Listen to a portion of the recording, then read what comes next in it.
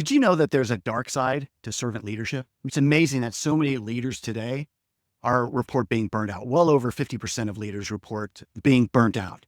And only 38% of employees, I think this is Gallup, only 38% of employees say they want to be a manager.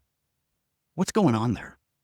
Well, part of what's going on is the dark side of servant leadership, where leaders believe that they can have no boundaries and they must put every ruck in their rucksack in order to be a good servant leader.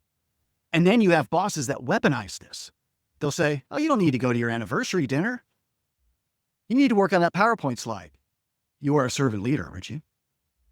And then you get employees who will weaponize it.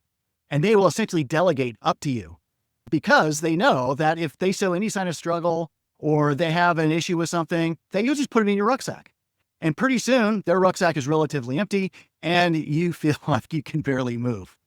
And then finally, there's the self-inflicted scope creep where you start to take on more and more of other people's responsibilities. You start to take on more and more things that maybe aren't really your job, and maybe nobody really wants you to do it, but you feel as a servant leader that you have an obligation to do even more. And as a result, leaders are burning out and employees look at you and say, you're not an inspiration, you're a cautionary tale.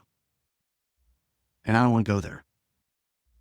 So I'm actually working with the defense leaders had been going through that exact same thing. And first thing we did was we established a set of boundaries. Standards are what you allow in, so we strengthen standards, and boundaries are what you keep out. We strengthen boundaries. We triage everything that she was doing, and it turns out that about 60% of the stuff she was doing didn't need to do. And as she jettisoned that, nobody cared. And now she's got her life back.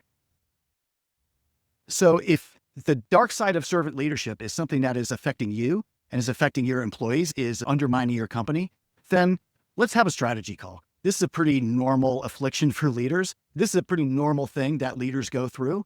And in very short order, we'll develop an action plan that gets you your standards back, gets you your boundaries back, and gets your life back.